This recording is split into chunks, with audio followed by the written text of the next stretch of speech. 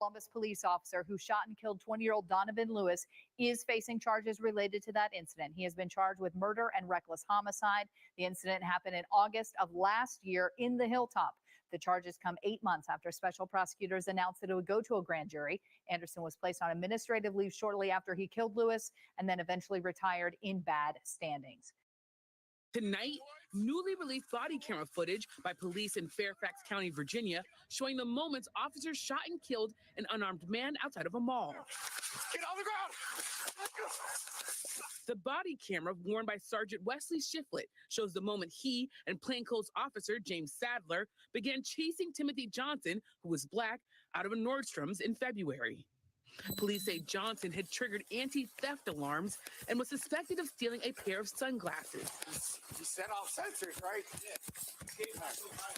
The body camera does not show what officers saw before the chase, but police releasing this surveillance video showing Johnson near the sunglass section of the store before exiting.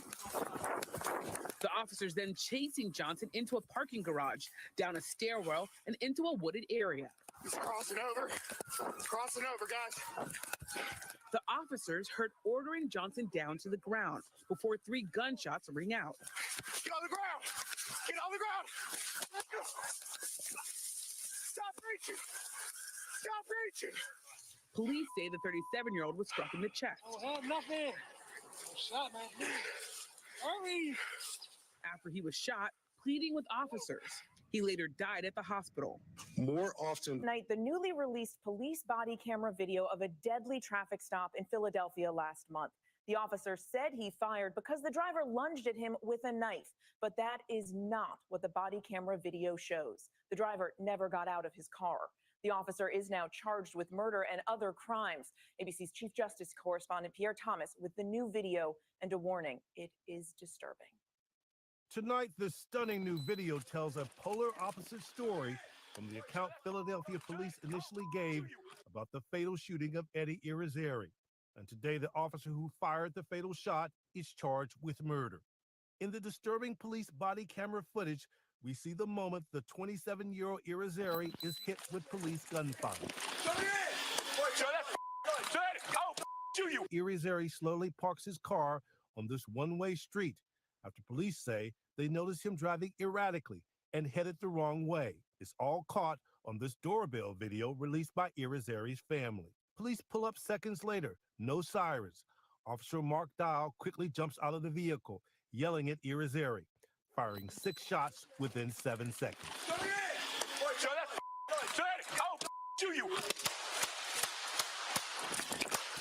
Irizarry's car door is closed and his window is up. He never gets out of the vehicle, dramatically different from what police initially said. The officers gave multiple commands for him to drop the weapon. The male did not. Actually, he lunged at the officers. Today, Officer Dahl, a 5-year veteran of the force, who is also only 27 years old, turning himself in, charged with multiple felonies. We have been trying to make it very clear that justice is even-handed. It is even-handed if you are powerful or not powerful. But the police union is standing by Dahl, and his attorney claims that Dahl acted to protect himself after his partner yells out, "There was a gun." Fearing that he was going to be the next police officer killed in the streets of Philadelphia, he fired. But there was no gun found. And Irizarry's family says there's no evidence of him attacking police.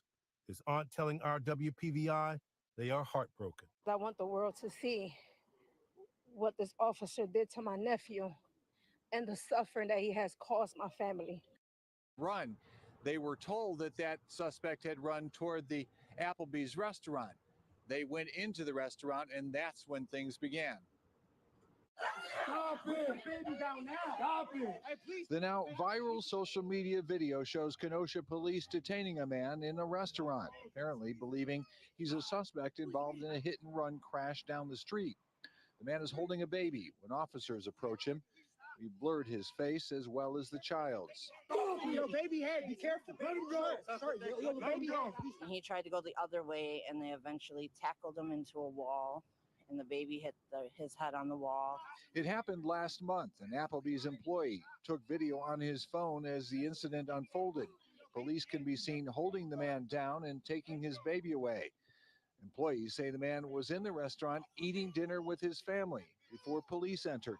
They had at least 4 cops on his back with at least a cop or 2 each grabbing an arm, and still had one cop punching him over and over again in his face. Police say witnesses of the hit and run crash said the suspects were 2 black men and a woman carrying a child, and that they all ran toward the Applebee's. In a written statement, police claim restaurant employees directed them toward a man and woman sitting in the restaurant with their baby.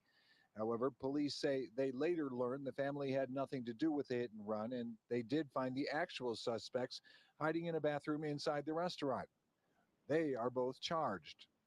Kenosha police also say the man seen in the video being detained is facing misdemeanor charges as well: disorderly conduct and resisting and obstructing an officer. The woman he was with facing the same charges along with possession of marijuana. But Kenosha activists say police had no right to detain the man. The young man who was, basically thrown to the ground and punched it a number of times, according to the video, was innocent. He wasn't the person that the police were looking for. Kenosha is still recovering from civil unrest that destroyed buildings in parts of town following the police shooting of Jacob Blake in 2020. Reverend Dr. Monica Cummings was part of a committee that drafted a report recommending changes in the department. She says the police department has adopted none of those recommendations. I don't see any indication that anything has changed with the Kenosha Police Department since 2020. And now suing local law enforcement, accusing them of violating her civil rights. Good evening, everyone. Welcome here to ABC Action News at 6. I'm Paul LeGrone in for Jameson. And I'm Wendy Ryan. Thank you for joining us. This happened back in 2020 when a Town and Country senior citizen says that Hillsborough County deputies illegally entered her home, used excessive force, and then arrested her. Here's I-Team investigator Adam Molser. This security camera footage shows David LeDuc walking up to Diana Percival's front door on June 2nd, 2020. There's no audio, so we don't know exactly what was said. The man with gray hair and a beard is Dave LeDuc, Diana Percival's ex-boyfriend, arriving to retrieve tools, documents, and other belongings. We were together for approximately 2.5 years as girlfriend, boyfriend. You never lived together? No. LeDuc brought a deputy along. This video shows Percival briefly allows them inside. The deputy wrote in his report she claimed LeDuc did not live at this location. His license shown in this court document confirms that. But Percival says the deputy never asked to see LeDuc's license or other proof of residency. Percival ordered them out and shut the door. I keep asking him, do you have a warrant? Do you have a warrant? Have Dave show you his driver's license?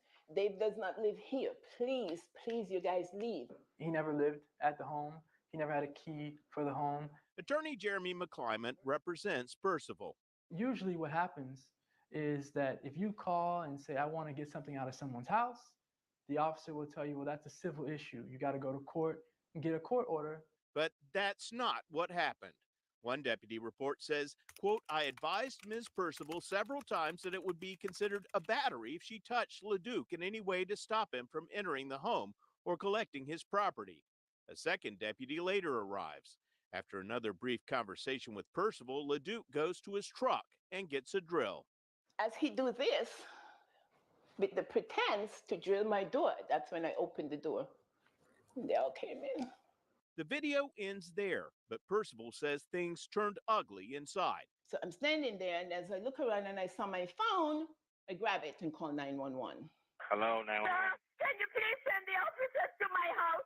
You have 2 officers here at my house, and they are having this man come into my house, and they lied and said that he has an address, and he doesn't have an address to my house. Okay, just a moment. You're calling the wrong number. I guess what I'm trying to tell you is you can't shop for deputies.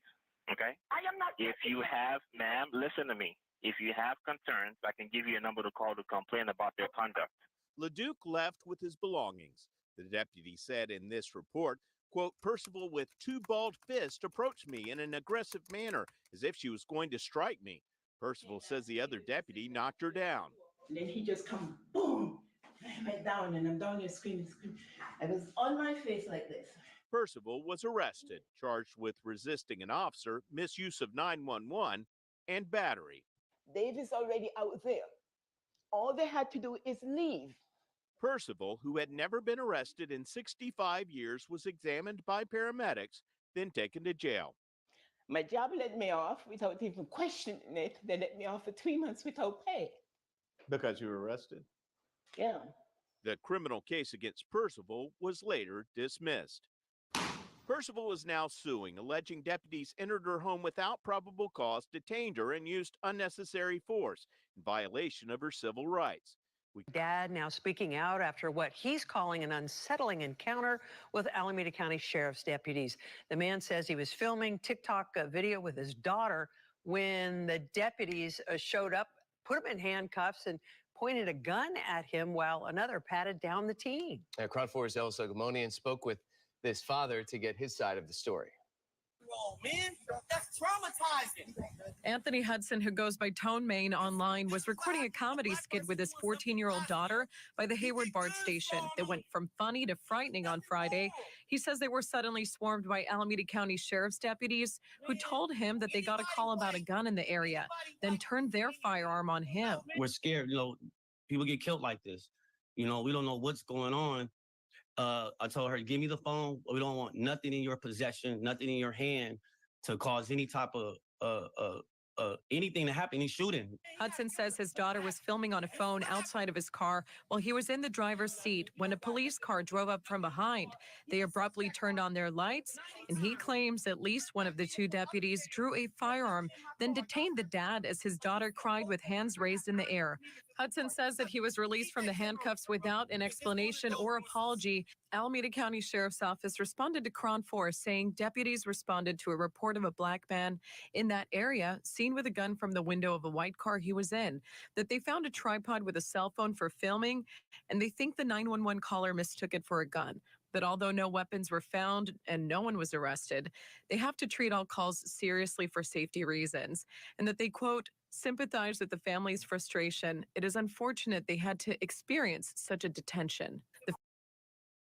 Detroit's police chief addressing the wrongful arrest of a woman who was 8 months pregnant. We recognize, we have to do better, and there will be accountability. But tonight he says it's not right to blame facial recognition technology. Thanks for being here with us for the news at 6. I'm Kimberly Gill. And I'm Devin Skillian. We first told you Monday about Portia Woodruff and her lawsuit against the city. Tonight, Chief White says the arrest was a mistake, but calls it a case of bad police work, not bad technology. Mara McDonald live at Detroit Police Headquarters and more on what the chief has to say and trying to explain all this. Mara.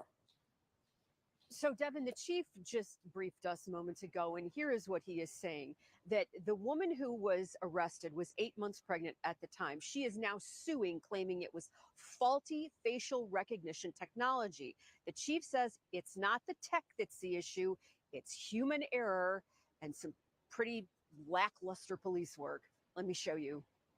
Here I am pregnant. What am I going to do in jail? Woodruff was picked up by DPD as a suspect in a carjacking. Police used video from a gas station to generate a photo, which was then put into facial recognition software. 73 hits came up, including Woodruff. The chief says the problem here isn't the tech, but that the investigator working the case showed Woodruff's pic to the victim without doing any further necessary police work to determine whether she was indeed the suspect. And that is a huge problem. This would be no different if we took a mug book, a paper mug book like the old days, and took a picture out and went out and said, is this the person? And you said yes, and we arrested him. That would be improper. The same is true here.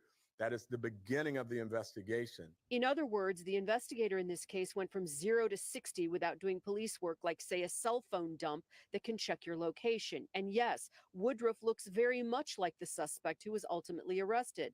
The pic by itself is simply not enough. And I have looked at those photos myself, and very clearly, they look alike. They look alike. And that's why the work starts. It doesn't stop, it starts. Back here live. So now what? Well, for starters, the investigator in this case is now the subject of a professional standards investigation. The chief says that he has put multiple policy changes in place so this does not ever happen again. For starters, anytime a pic like this is used, generated off of facial recognition, it's going to have to be double peer reviewed before it ever goes anywhere. And to give you an idea of what the chief is talking about when it comes to basic police work, the victim of this carjacking spent some considerable time with the woman who was involved in his carjacking. Woodruff was 8 months pregnant at the time. A simple, even going to her home to see that she was 8 months pregnant would have precluded her immediately. How's it going? Do you live here? What's going on? Sit down. Sit. Sir. Can you sit down? I'll talk to you. Okay. Stop. Come Sit. on now. Sit. Come on now. Don't do this. Sit down. Why are you asking me do I live here? Do you live here? Yes or no? What's going on though? Who? Charlie 77. Nah, back up. Stop. I know what's going on. And I tried my hardest and I gave a genuine effort to try to gain an understanding. I said, you know, what's going on? And after I realized there's a situation outside of my control. You know, I just did what I could to survive the encounter because I didn't know how it was going to end for me after I realized him going place.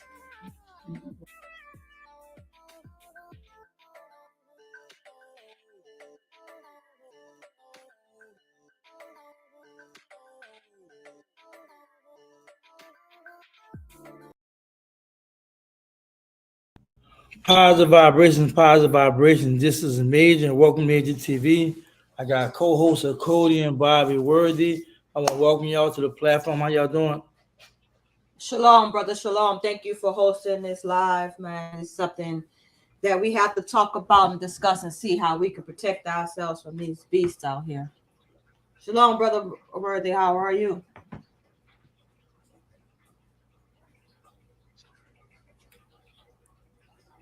You can hear his brother Worthy? Bobby?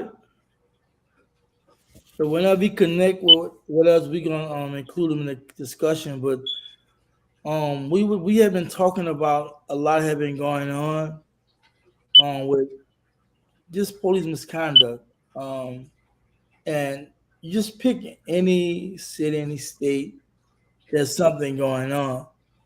Some of it's not as blatant as others, but when you look at the constitutional violations, when you look at the way how they're just dismissing people's rights, that's just sad. I really believe that if we don't take action and start protecting our rights as a community, as a country, you know, it's gonna be real bad, and it's looking bad. So, what's your take, Cody? My take is this right here, and I'll say it again.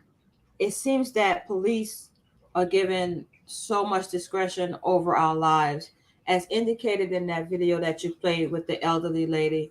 You know how they allow this man just to come up in this lady's house without even checking to see if he rightfully lived there. They just took his word for it, and with that statement saying that I live here, they just going forward and going in this lady's house without a warrant and allowing this guy to take out or remove anything that he wants out of her house, and then slamming her down with no respect for the fact that she's a female and then that she's elderly as well. She lost her job as a result of their barbaric actions. And so, yeah, the police have too much discretion, in my opinion. That's where I'm at with it, and that's what leads to a lot of unconstitutional stops. That also leads to a lot of wrongful arrests. You know, just the amount of discretion they have is unbelievable. What's your take on everything, Bobby?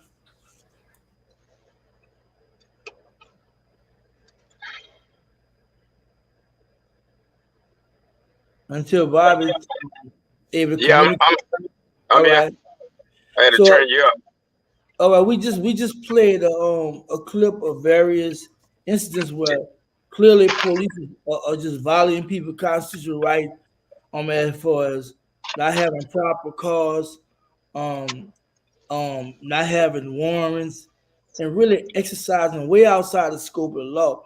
And what bothers me the most, right, is the fact that even the description of the video as I was writing it, right, the United States Supreme Court is upholding a lot of nonsense. People don't understand that the Fourth Amendment and the Fifth Amendment have been watered down since the 70s and 80s. You know, it had been in the 90s and stuff. You can go in 2000, just they find a reason with first Wong Song versus United States, 19, what that's 19, I think 65, 64, Fruits of Poisonous Tree, where Asian guy had hair on, he ran, you know, he gave a confession, but the way they went about doing it, they didn't have a search warrant, so they threw it out and created Fruits of Poisonous Tree. Then Terry versus Ohio in 68 come out, stop and frisk, and that's when it removed proper cause and carrying reasonable cause, and now they're just going berserk, man. So what you think? I always go back to what I said, man. It's anything we do in life. It's police, us, them. It's always accountability. For example, if we can drastically reduce police brutality, assaults, even killing us, if we got accountability. Because if you don't have accountability at a lower level, then you'll never get accountability at a higher level. And what I'm meaning is, we see it all day long. All us, everybody sees it as every day they see police speeding, excessive speeding, reckless driving, reckless endangerment, and go down the road and give you a ticket. That's where accountability starts at a lower level. If we hold police accountable at a lower level for speeding, we can almost drastically reduce them at a higher level. It's killing us of police brutality, because there is no structure in place for police speeding or accountability. Everybody ignores that. I'm the only one, if you go to my Facebook, that chase police down and hold them accountable for speeding. And that's why I keep telling about it. We got to have accountability. If we ain't got accountability, then the police brutality, the black on black crime, and everything that's going on in this world is never going to change, and we are going to remain the same in the same time frame if we don't get an effective change on police accountability.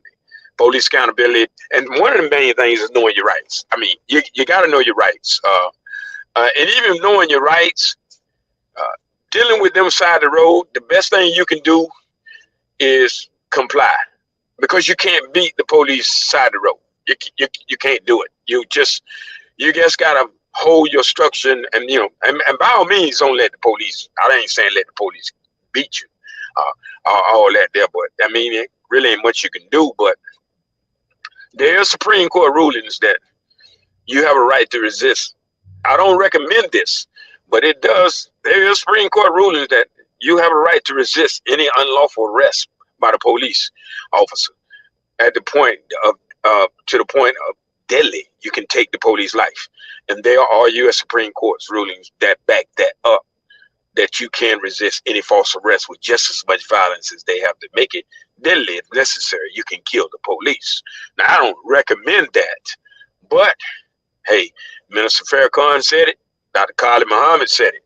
Until caskets are rolling in their neighborhoods like they're rolling in ours, is then when we will start getting effective change. Positive vibration to everybody out here. I want to thank everybody that's viewing. Please share this on live. We really about to talk about, and this is a special report, the police violence in America, against everybody, but particularly we talk melanated people, you know, but this don't exempt nobody else, you know, but we know we are highlighted the most about it. But I want to welcome Sister Dee on the platform. How you doing, sister? Oh, I'm good. I'm good. Thank you for having me. I appreciate it. All right, cool. What you think so far about just everything? Because we know the militias and black clubs, and not just them, BLM, and a lot of people have been very outraged about the police violence and just the unfair treatment of melanated people. And I don't want to just restrict the melanated people. I mean, they violate a lot of people's rights. You know what I'm saying? But it come down to us, we know it's like it's no brain that they would not only just violate our rights, but beat our butts. Put us in the hospital. Kill us. So, and like Bobby said, excising rights don't always work when you do that. In the video I just showed, even with Otto, asking an officer what you want, what's going on. Just want to know. Had he said something that could have changed the whole trajectory of how it went. But I just want your take, because I know you're very familiar with a lot of this conversation, but I need you to give me some input. Yes, sir. Excuse me. And absolutely, as you just mentioned, just like our brother, Mr. Otto Ozone Wallace, he asked the police officer, enough time for him to respond, in a dignified way. You just don't stop people and feel like because you wear a uniform and you work for the government, you can do whatever you want. No, I think, to be honest, there definitely need to be retraining. There definitely need to be these police officers need to be, you know, retrained, in a way where they know how to approach people instead of, especially with our people, stop approaching us as if we're criminals to begin with. They're actually there to serve and protect. But if when you have these actors that come out with a chip on their shoulders with an attitude because they work for the police force, and they feel like they can just go about things how they want to and not really going about it the correct way, as long as they continue to act as if we're criminals to begin with without doing an assertion on the situation, there's going to always continue to be these people, or monsters, so to speak, treating us like they do. Okay. So, and I'm not trying to say that all police officers are bad. However, what happened to our brother, Mr. Wallace, excuse me, shouldn't have never happened, you know. And to my understanding, that Jason Raynor, the police officer that stopped brother Otha Wallace, he supposedly was looking for a stolen car. All he had to do was run the plates, and then that would have been his answer. But instead, he wanted to get out of his car, start questioning, not even identifying himself, grabbing him, detaining him. And what do? In fact, a few months ago, I had a cop follow me, and I was watching him from my rear view mirror. I was afraid because I'm like, okay, why is he tailgating me? So I had to abruptly make a quick left into a car dealer shop, a car dealer place, just to get away from him. He didn't follow me. I knew I didn't do anything wrong, but just the way he was glaring at me with this poker face from my rearview mirror. Yes, I was afraid. So again, these cops are supposed to serve, protect, and serve. Okay, instead of intimidating. All right. I'm sorry. Go ahead. You good? You finish? You finish? Yeah, instead of intimidating and treating everyone like a damn criminal. So if they continue to do that, what position do they leave us in? And I'll rest my plane right there. Thank you. Well, let's speak about this person we have on the screen right here, brother Otha Wallace, on Legal Defense Fund with his beautiful children. And we see on the ticker, otha.org. There's a reason why this is on the screen. He was the last part of the clip that we shared. And the reason why we have him on the screen and why he's a part of the live is because he one of the few that survived possibly getting killed by unfair stop and attempt arrest that could have resulted in him getting shot. And if you're not familiar with the situation, there's a video out there about it and how it went. You be the judge of from the community, not just us, that somebody other than us spoke about this. Let's listen to this person give a take on it, and we gonna build off that.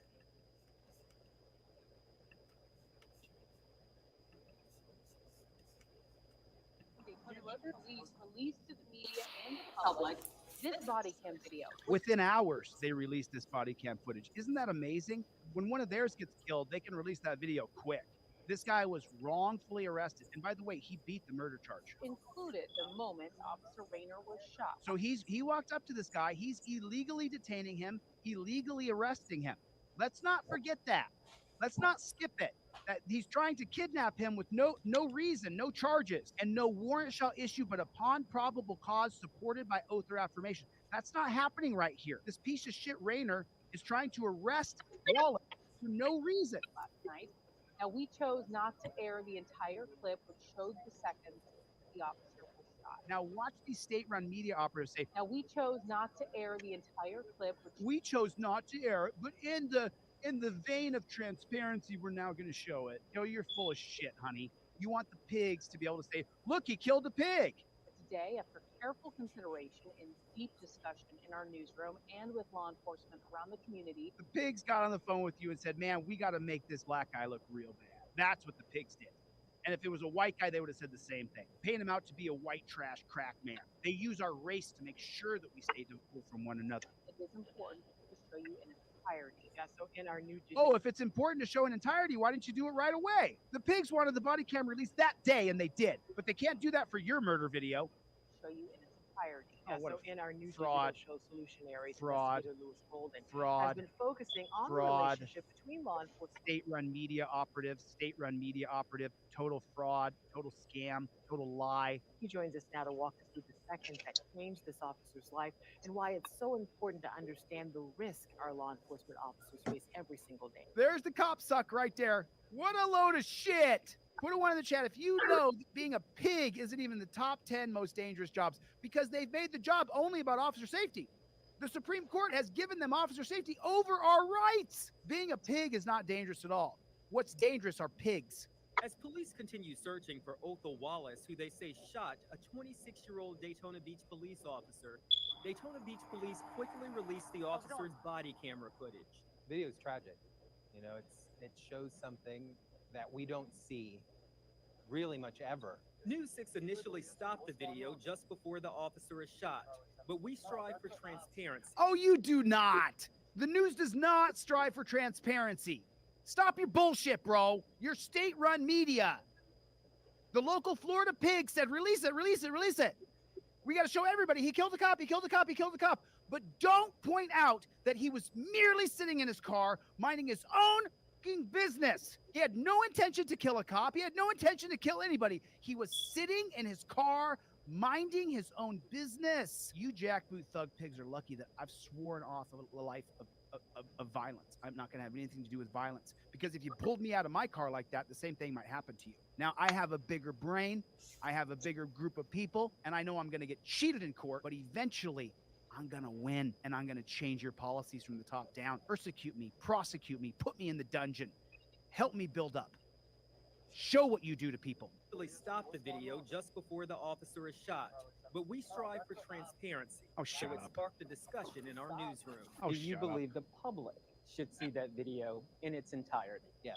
Why? Over the past year, we have seen so many law enforcement encounters that have kind of motivated for reform. Those videos were graphic. Yeah, cops murdering people, it's all over the country. 50% of us strongly dislike you, and a lot of us, like me, we hate you, dirty pigs. Oh, this is the stuff. That is a cop. That is a pig. Oh, we are so scared. We're gonna stop right there, but he basically was outlining we already talking about. Some people probably look at the way using pigs, but you know, the Black Panther Party called them pigs back in the day, and I know you probably heard millions of people talking like that. I don't see no issue. I think it's good that you have another community other than us talking. And my thing is this, right? And see, we have to realize this and bring it in full context. White people gonna talk about it because if they mess with that Constitution and affect them, because in the end, it can affect them, and they gonna come out there and say something.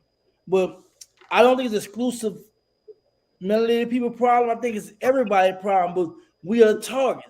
We are the targets, and you know the rich and powerful. They're gonna try to make sure everything is controlled and maintained. So for me personally, when I hear Bobby Word is speaking, I hear this guy talking about our rights, Supreme Court, what have you.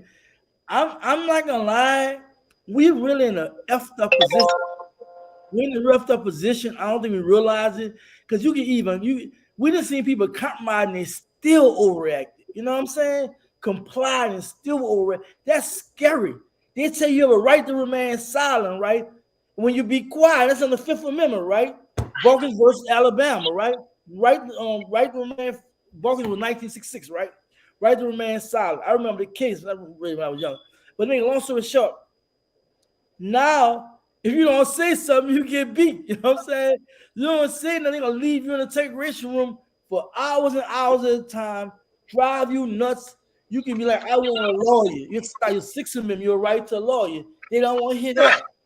There are so many cases I done read and research dealing with the Fifth. It's crazy.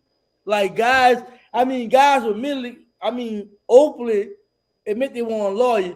Because you know, when they're reading their rights, the Miranda rights, whatever that came from Barkins or what have you, or Alabama, the first thing they say, right, let them know they're gonna be arrested, what have you. Reading their right to a lawyer.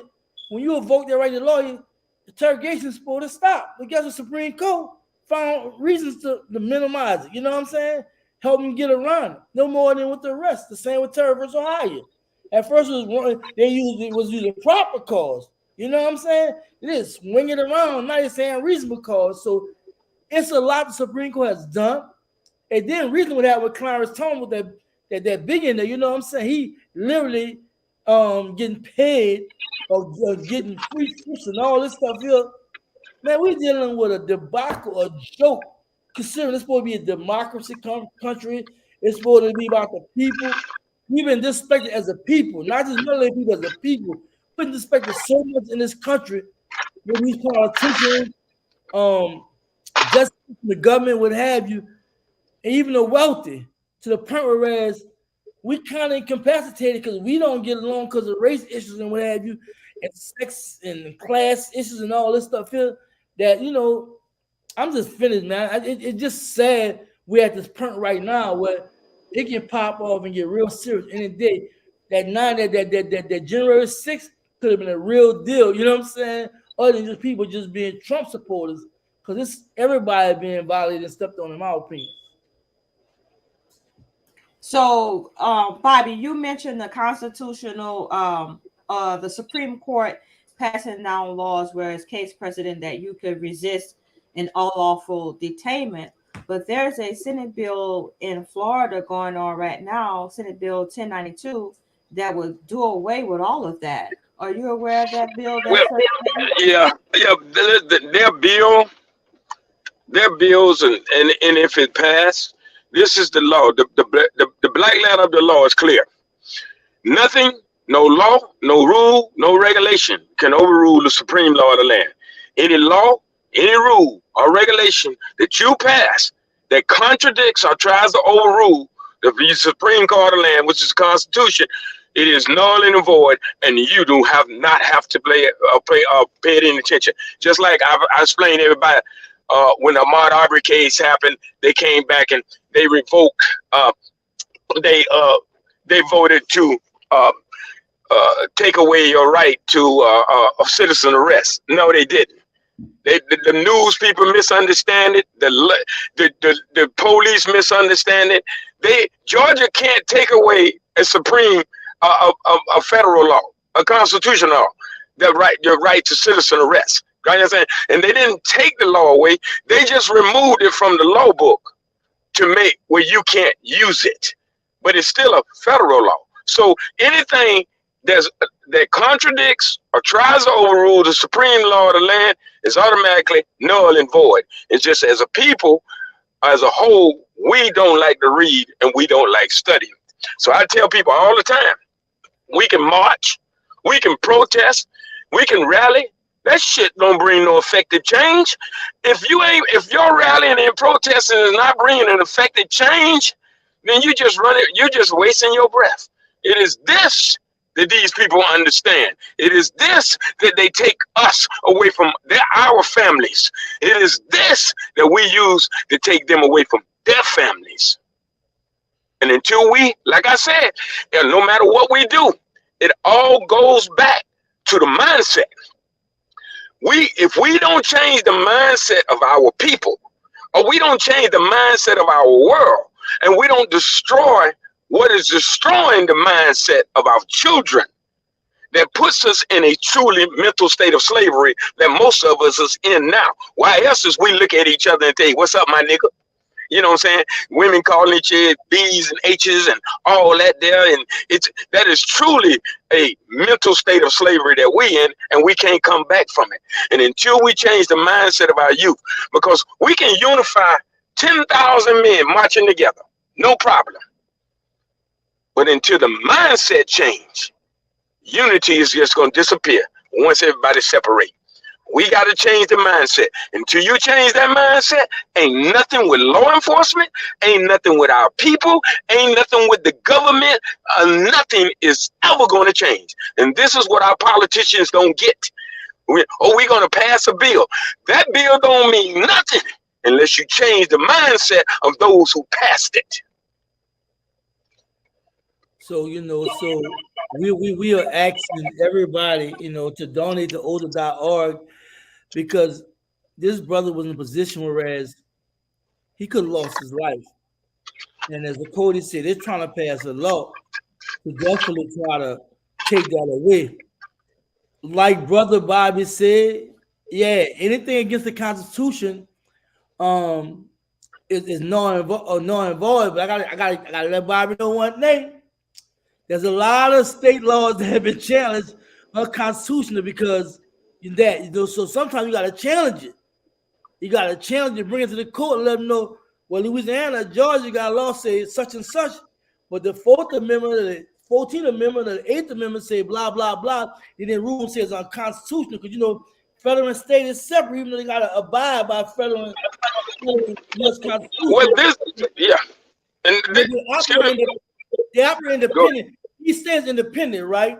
But they up-govern the federal laws and Constitution. But they got huh? Go ahead. But I'll answer when you get them. There has been laws that have been challenged by the state, been challenged because the state had created a law that was illegal against the Constitution and stuff like that. So sometimes you got to go in court and challenge. Not that easy as far as when it's in a book, years until it gets challenged. Yeah. Well, the thing about it is they got a law that has never changed that handles all those people that think that the Constitution, whether it's federal or state, this is why they got the state among the Union states, just like what they did in the borders. Now, all of the Army of God and all these 23 states are going down to take the border from the feds. You know what I'm saying? That's going to be some repercussions later on because as a member of the Union states, this is why we have the states in the Union. And if you must abide by federal law if you're in the states of the Unions. And most states constitutions are just a border of the federal Constitution. It's just it's the same, and some of the stuff is just a little stuff is different, very different. Most of it all are the same. But they passed a law for those who like to violate the Constitution. And it's U.S. Title 18, Section 241, conspiracy against your rights. And it says when one or more person comes together to deny you a right that's secured by the federal Constitution, it is a federal crime that carries 10 years imprisonment. So Bobby, what about those cases and times when the Supreme Court remands a certain law or a certain case or a certain ruling back to the lower courts, but then your congressmen who actually write these laws that the courts have to interpret, they go around a Supreme Court ruling and implement a new law that the Supreme Court has to upheld? What do we do with that? Well, the thing about it is when the Supreme Court rules on a law, it goes back to the blueprint, the black letter of the law. You can interpret the law like you want to, but there's a law called void for vagueness. The actual law must be written so that average Joe Blow citizen can understand it. If the law is so impenetrable or cannot be understood by the average citizen, then this automatically null and void. I don't care what they pass. So we got to go back to the black letter of the law, and that's the Constitution. Yeah. When they come out, they're gonna tell you this law too. I mean, this ain't a law, but they will tell you, against the law is no excuse. Exactly. They'll tell you that, like, if it's already in print, whatever, whether you know it or not, if you go there and open your mouth and say ignorant law is not true, you go rob somebody. Yeah, you but say, this, well, I ain't know on robbery carry 99 years. You can tell you ignorant law is no excuse. There is a law. Ignorant law, no excuse. And the thing about it is we got to learn how to enforce what they enforce on us. And one of our most powerful things that I teach all our people is the color of law complaint. The color of law complaint is on the FBI website. All color of law complaints must be investigated by the FBI. It doesn't say we're going to think about it. We're going to have a ruling on it. It says in the law must be investigated. But see, what we'll do is we'll go write a letter to the FBI and think that's okay. No, it's the wording. Color of law complaint.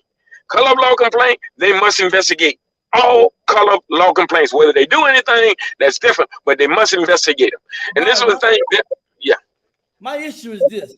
If that's the case, why the Confederate flag is still swinging around when they committed treason to the U.S. government? So for me, it's like double talk or a dilemma there. Whereas, how can you say you pass the Constitution and you have people openly representing, and you know that I mean I don't get it, and it's been existing for how many years? Yeah, it's been lived some years, but I mean to answer your question, first of all, the Constitution we all know it's their law. We was written in the Constitution, so you know but I mean it's their law. It doesn't apply to when it was written. This is why I never stand for the Pledge of Allegiance. I never stood. My kids never stood. Never stand for the Pledge of Allegiance. I stand for the national anthem. People doesn't realize what the national anthem is. It was a poem written by Francis Scott Keys, an amateur poet who's an attorney, to celebrate the killing of African American soldiers. This is why Kaepernick kneel. This is why all these people kneel. So to bring awareness to that, because the national anthem, they removed those verses some years later and made it the national anthem. So it is a racist national anthem, and it's an insult to black folks to even stand for that.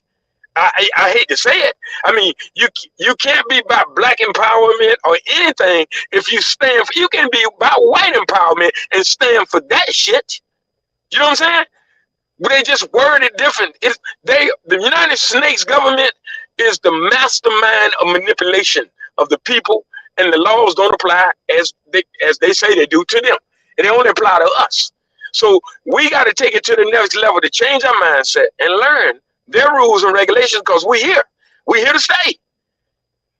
Well, let's shift the gears. Let it Cole and Ms. Didi come in, because they actually know oath and what have you. And I'm loving the fact that we talking about all these laws we know that's targeted at us and what we gotta do. But I definitely want to bring our focus to Brother Oath, because I know he's going through appeal. He needs a lot of help. So I want them sisters stepping in and take over the platform with this, talking about this brother and what he's fighting for. Hey, Malik is helping you with it? No, Malik is not. Malik is not helping. Malik is a civil rights attorney, I believe. So Malik's a criminal attorney. Oh, as well. But does he have jurisdiction to any attorney can file for temporary bar in any state, anything they want.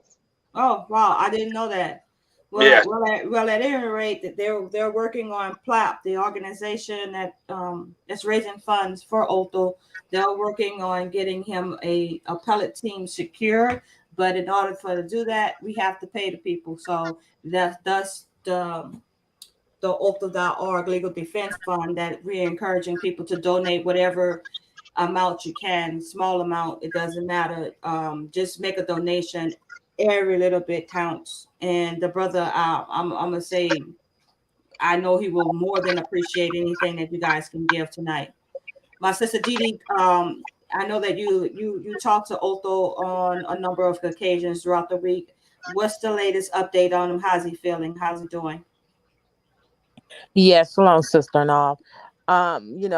As you mentioned, he's very grateful. I do go over with him the amounts that's been donated thus far, and again, he's he's very grateful. Last I heard from him, he's hanging in there, and he also mentioned that he's ready, to be back with his children.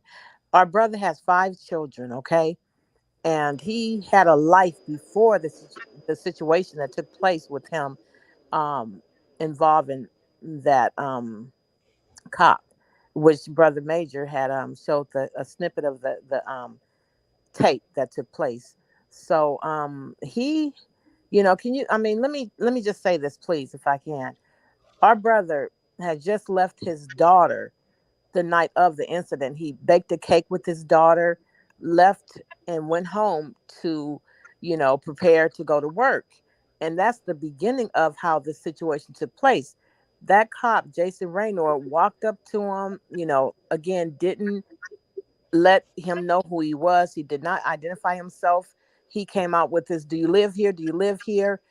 He could have been someone that was impersonating a cop, because people do that as well. So can you imagine being with your child or children, just leaving them to go home and prepare for work? You're sitting in your vehicle, and you're minding your own business. You're on your own property, and a cop just walk up on you. So this is what took place. And to your point, sis, as far as how he's doing, how would we all be doing if we were in his situation? This man has not seen his children in almost 3 years, okay? And he desperately wants to, get back home to his children. And so our part in the situation, it's imperative that we come together and we support our brother. There's so many of our brothers and sisters that's locked up, and even even a simple case that can throw a person behind bars, if they cannot afford an attorney or even a bond, they're locked in that for numerous months. Sometimes it can turn into years.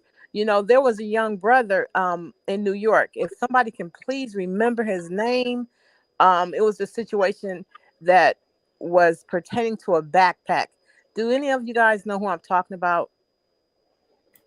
I can't remember his name, but I remember the situation, and he was locked up, and then he got out and he committed suicide because he just Yes, couldn't adjust. he But I couldn't. can't remember his name, unfortunately.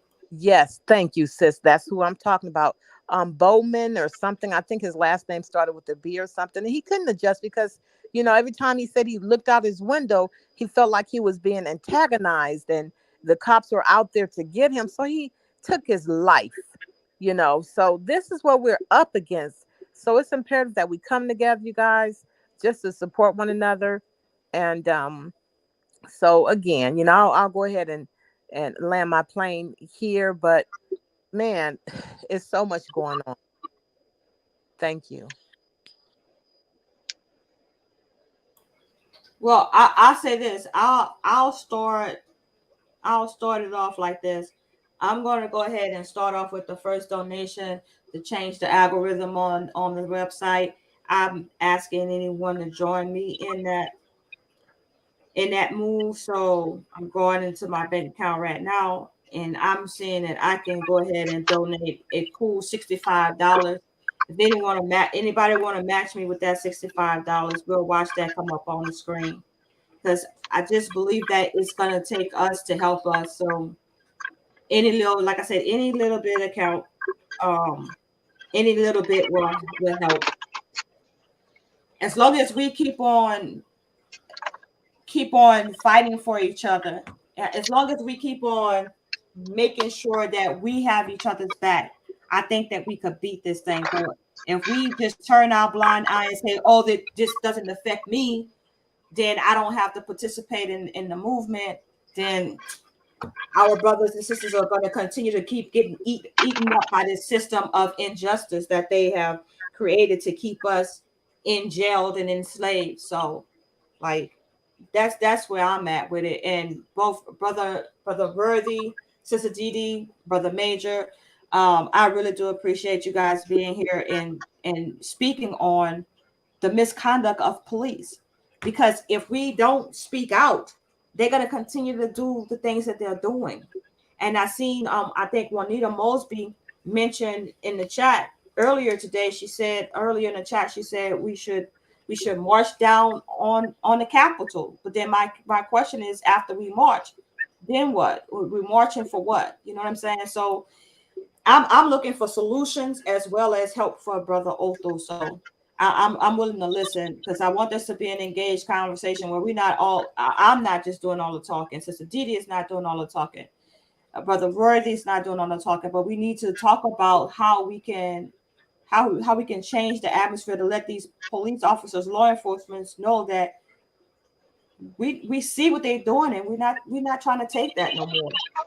Accountability. It goes back to it. If we're not holding, it's just not police, all public officials. It's accountability. It all goes back to accountability. A thief is going to steal till you get caught. A criminal going to do the same thing. Thieves, criminal, how you want to do it, they're going to do keep doing it until they get caught. Crackhead going to smoke, do drugs and steal and all that until they get caught. Just like the police. So until they get caught. But we got to have accountability. And it goes back to what I said, back to the beginning. Accountability is everything. Just like this, put it in. I've been telling folks for probably 6 years now, what is destroying the mindset of our people? I'm getting ready to bring out the solution speech. The solution that everyone knows is there. The solution to our problem that would change the mindset of our people, that we will destroy. I'm getting ready to have a banquet on that. It's going to be free. It's going to be a formal banquet. I'm going to have some keynote speakers, and we're going to give you the solution speech, not the I have a dream speech. Martin is dead. Malcolm is dead. Stop repeating all that stuff. They are gone. The dream is not completed and never will. As long as we keep marching and protesting. Martin, what they don't want to say about Martin, they'll talk about the I have a dream speech and we shall overcome and kumbaya and all that singing and hooping and hopping, but it ain't made no effective change. You know what I'm saying? Malcolm, when Malcolm and Martin were killed, they were killed for who they are. They were killed. They were not killed for who they are. They were killed because of what they were becoming. Martin's last speech, one of Martin Luther King's last speeches said, if you're not willing to die for what you believe or for those you love, then you are not worth living. Or we don't want to talk about that one. Because we have to change what is destroying us. And it's in our face. And I've said this on this show before.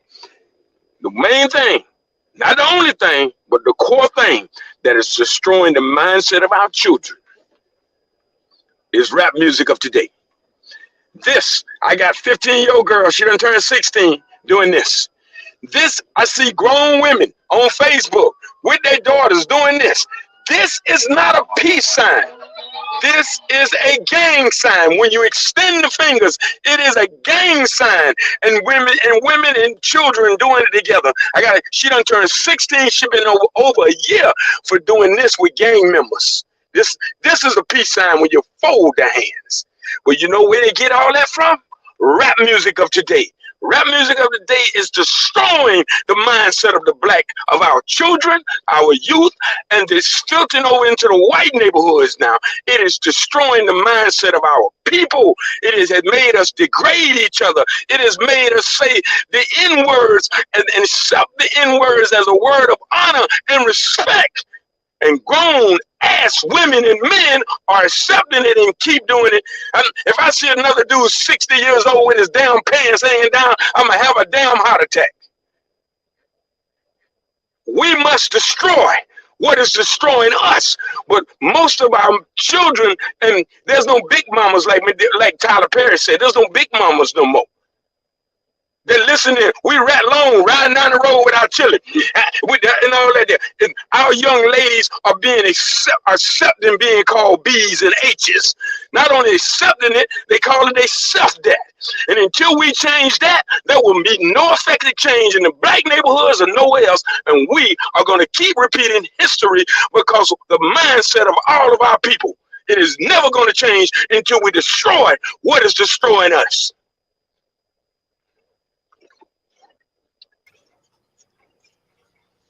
Hey, Major, you're muted. You're muted. Brother, absolutely.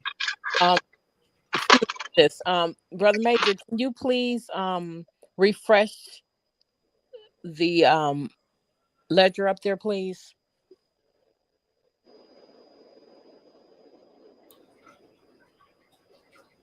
And while Major is doing that, I wanted to just piggyback off of Bobby Worthy's statement when he said that we have to change our mindset, right?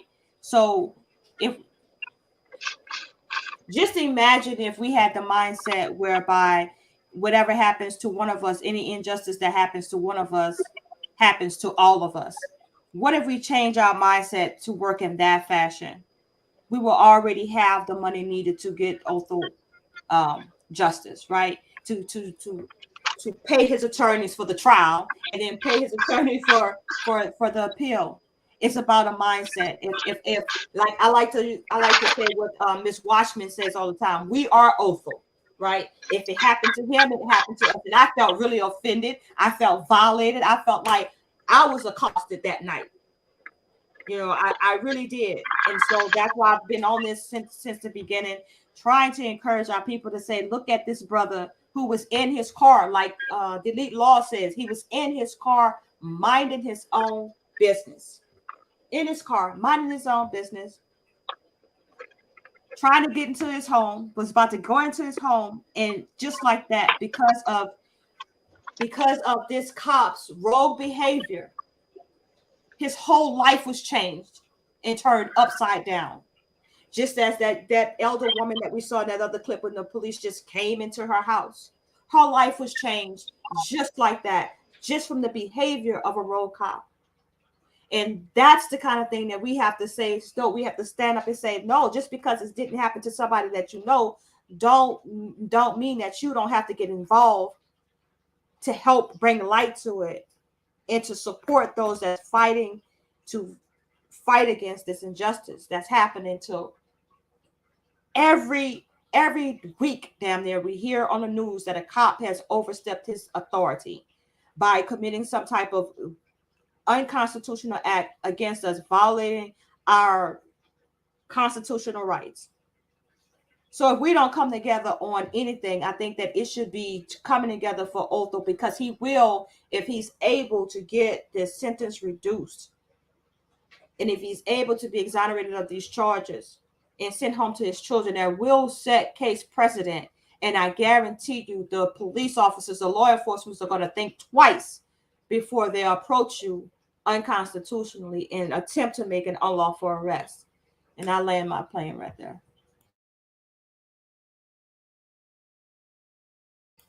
Major, you're muted. I'm sorry about that, y'all. I'm trying to match the payment, but I'm having a little problem.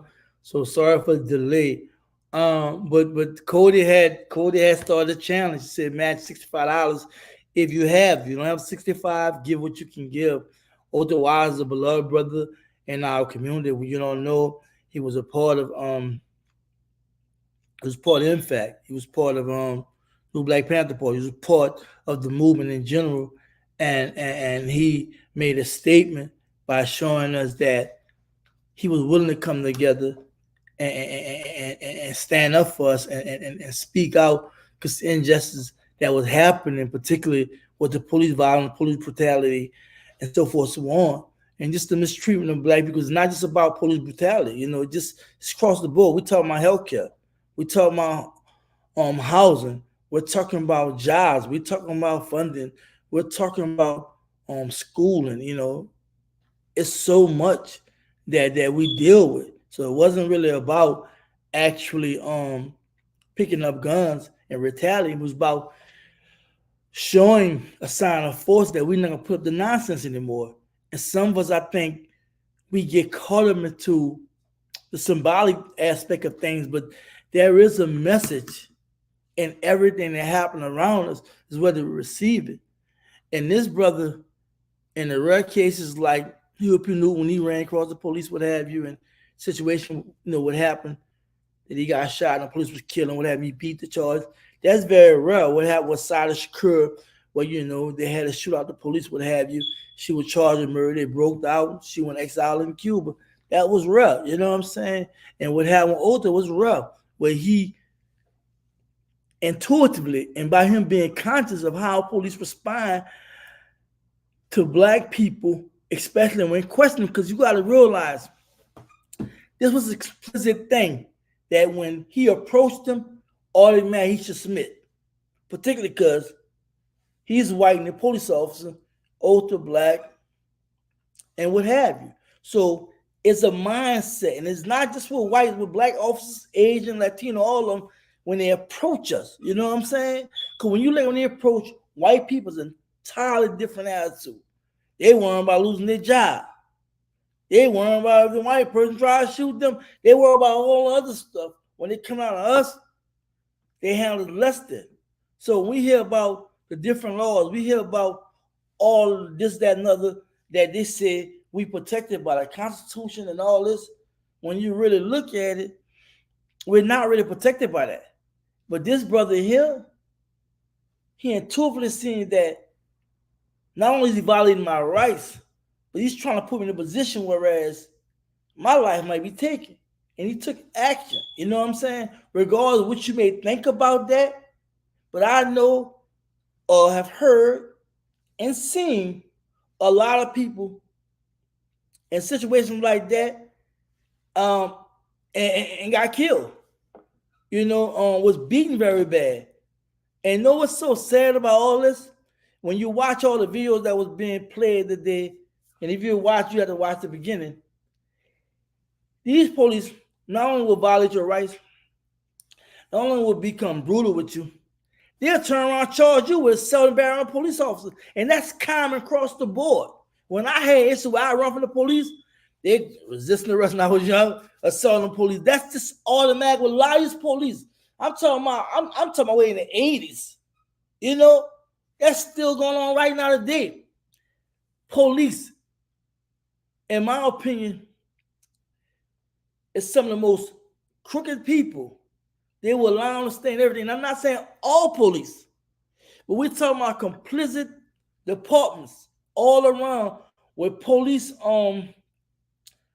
presidents that support anything they do. And they have a machine of money just constantly being poured into it. You kill an officer, boy, you might be ready for death penalty. But when they kill us, we get some whatever kind of talk in a press conference or what have you, and be showing like, and I don't care if it's a white, black, or whomever, chief of police, all of them follow suit. I can see some of them trying to make changes or what have you, but most of them are forced to because there's a major outcry. It's a and see, we gotta look at it. If it's happening to us, what if it's still happening to them? So there's fear. It may not be as high in our community, but there's fear that can happen to them. You know, but mainly we're the ones like Bible's talking about that's being targeted. So for me, I'm like, what we would do. And I told Cody my opinion about a lot of this. And that's the reason why I came on scene to see what was going on, what's real. Because as far as I'm concerned, there has to be a strategy. There has to be a real plan. We have to understand what we're dealing with. It ain't about being in front of this camera. It ain't about saying anything out your mouth. It ain't about being tough. It ain't about grabbing the guns. It's about understanding what you're dealing with and how far you willing to go, and if you're ready to deal with what may come in response to that. So, but going back to Brother Otha, he wanted to survive. And Cody had thrown something out there, and I seen Cody donated, Sister Didi, I'm about to donate, she threw the challenge $65. We got to realize we actually have this brother still here. Imagine if he come home. He wanted to survive. You know what I'm saying? And he's going to need to be sheltered and protected and helped by the community.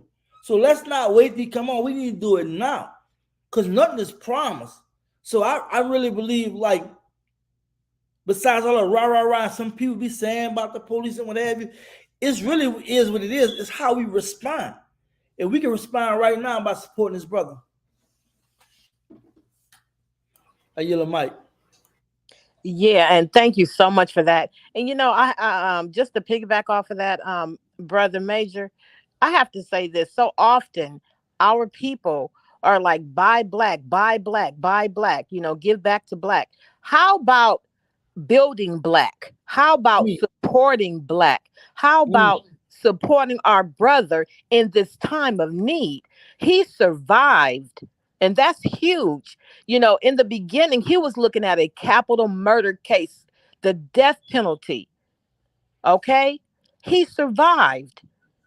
Now, moving forward, it's so imperative that we come together and save black. How about saving a black life?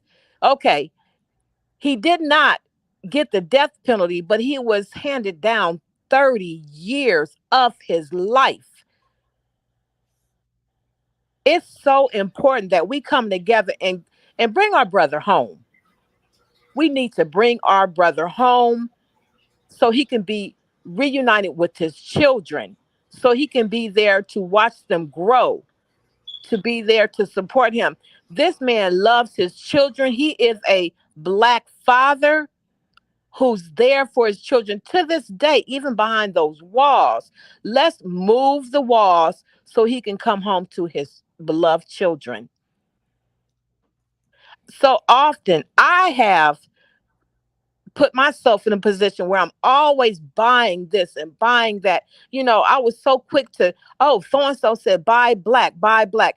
I'm doing all of that. But when our brother situation took place, I'm putting aside all the bullshit. I'm not buying black. I'm buying life. I'm buying building. I'm buying unity. My money will go towards buying unity, buying freedom. I am into collectivism, not individualism. Because meanwhile, while we're buying black, that's helping that black person. How about us buy freedom, buy unity, buy togetherness, buy black love, buy let's stand together. Like our brother that was on here earlier, he said, when you're done protesting, you're marching around with these tiki toys and all this stuff. These people are watching us. And at this point, they're looking at us like, wow, these people only have blah, blah, blah raised. But see, when it came down to Kyle Rittenhouse, millions within months. When it came down to that joker that killed our brother out there at the New York train station, millions within weeks. What are we worth to one another? Ozone is not just some typical person. He was there. He marched in peaceful protest. He was there for the Breonna Taylor's case. He was there for so many different situations that most don't even know about. Again, for me, Dee, I am buying unity. I am buying freedom for our people. No longer am I buying anything to make the next brother or sister rich, have money in their pockets so they can move on and keep it pushing. No, I am here to support what unity is. This is a unified cause. And I dare not to turn my back and walk away from this. Our brother needs our help. Facts. Facts. Thank you. Yeah, everybody must do what they can in their own capacity. Everybody's not built for a gun, and everybody is not built to march. But we all are here in this diaspora, held captive by these this repressive regime. So the only thing that we have left is each other and supporting our causes, supporting Black businesses, and definitely supporting the political prisoners that are truly locked up in cages. So it is about unity, as the sister said, and it's showing improved time. Like, we can all come together to buy a museum, but we can't come together to get somebody out of jail. And Othel is not the first case where we struggle to come up with the money for proper legal defense. What's wrong with us? Like, am I missing something? Am I missing something? Y'all got to help me out. It sounds seems like our priorities are kind of screwed up when we can't get the proper funds required to help an individual. And I just don't understand how we can actually look at that video and see that it's a clear case of self-defense and not stand with this brother and not help him out. I appreciate everybody who's donated thus far, and those who plan to donate. Don't get me wrong, I am not ungrateful. May the Most High continue to bless you. But I just need everybody to share the video. If you can't afford to donate tonight, share the video, and maybe somebody else will be able to donate to help his cause. Like I said, any amount will help. Don't be ashamed. Don't be shy. I was finally able to make my donation. I had to go to my business account. I don't know why my debit card ain't tripping. I don't know, man. So me and T was able to make a donation. And shouts out to Cali Grill. Cali Grill, thank you for your donation as well. Shouts out, my sister. Thank you, sister. We really appreciate that. We really appreciate you. Nice seeing you. It's been a minute. You know, we had our fight. I still love you. Anyway, thank you. I still love you. Anyway, I don't hate my people. I might be mad for a second. I don't hate you, but appreciate you so much for helping out. Look, this is a special report because we know what's going on and what had been going on and what's still going on. But the problem is you have a lot of hot air going on, a lot of talking, a lot of this, that, and other, and not no real action plan to protect our people, educate our people, to build up our people, and to find ways to rescue our people. Because I went to a store, and I gotta say, I went to the Asian store. I cut my own hair. Y'all don't know, I used to cut hair back in the day. And when I went and got the stuff I was trying to get at the barbershop, right? I mean, excuse me, at the beauty salon, it was Asian. You had none but Black people spending money in there, right? Why we don't have no investment groups? Why we don't have no Black investment groups that capitalize on what we see our people spending their money at? There is missed opportunities because we're not communicating. We're so busy competing with each other. We're so busy trying to find the nicest foreign clothes, Gucci or what, Louis Vuitton or what, the nice Benz and Beamers and all that. You know what I'm saying? And we missing the boat. That's why I'm like this, right? I'm old school. I ain't gonna lie. I'm really old school. I'm really, really old school. I wouldn't branch a gun unless I'm using it. That's just me. That's just how I am, right? Just like I'm not gonna say something I know I'm not gonna do it. And too many times we talk the talk, we don't walk it. This brother talked the talk and he walked it, and we done this. We looking the other way. We not even trying to embrace the moment. You know what I'm saying? Because this brother survived. He wasn't the first and he won't be the last. Because since he's been incarcerated, people still dying by the hands of police. All that we want to do is watch somebody talk about it, whole lot of views, make donations to their channel and stuff like that, and to them. But the person that really need the help, we not doing our part. So I really question the sincerity. I really question where we at. That's why I try to tell Cody, caution the brakes. I'm not going to run out here for that and this, that, and other. I gotta see things develop. Cause I went out there head first and I bumped my head a couple times, but that's life. You live, you learn, you grow, trial and error. But it's too much to talk and less representation.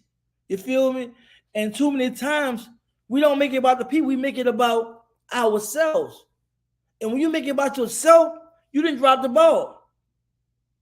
Because believe it or not, if you want to talk about even doing a platform like and talk what we talking, or if you're talking about starting a militia, if you're talking about starting something where you're going to community and make a difference or whatever, they watching. And they may come at you, directly or indirectly. You have to be ready. Not be whining and crying. You have to know what you're signing up for. That's why I respect Brother Other. You know what I'm saying? This brother been home through the whole process. And I don't even know the brother. When the brother was calling me, I'm like, cool, how you doing, brother? Because I'm the same all the time. We got to be like that. And don't get me wrong, like, of course, everybody ain't built for certain things. That's cool. You don't have to grab no gun. You know, you don't have to go do this or do that, but do what you know is best and come from your heart when you do it. So I think it's just important that we just put our money where our mouth is and support this brother, not just this brother, support other brothers and sisters that need help. Support organizations, support people that's doing it in our communities. People doing our thing in our community right now, we don't support. It don't always have to be financially. You can go give your moral support. You can go give your physical support, you know? So it's a requirement. See, my problem, we put all the weight on one person or one group. It's all our responsibility, not just one person or one group. And that's why we always drop the ball. We always looking for this Messiah. We're looking for somebody to come save something. As soon as they come and some light is shining on, you know what I'm saying?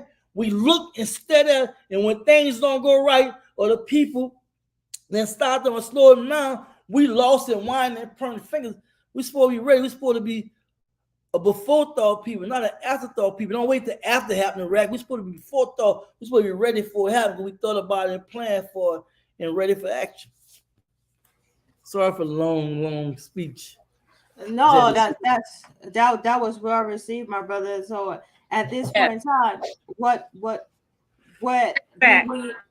at this point in time, it seems like some of us are scared, right? Some of us are scared that maybe they're watching us, and if we support this brother, that they're gonna come after us, you know, because a lot of us feel like Ozone was targeted. And so if that's the case, maybe that's why we have so little support, because y'all think that they're scared, or it's just that we don't trust each other enough to donate to Otho.org. Which one of y'all think it is?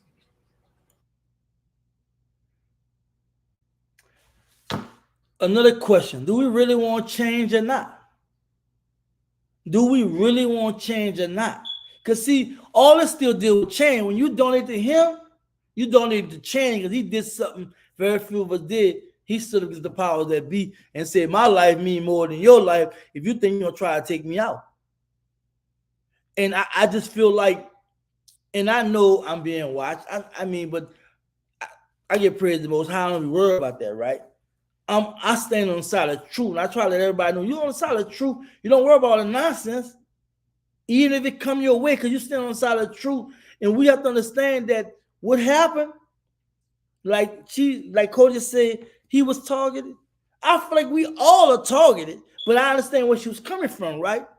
And my thing is, we have to come together to fight against this. Because it was beautiful to see all them brothers with guns. It was beautiful to see the difference that was made and inspiration and all this, that, and nothing.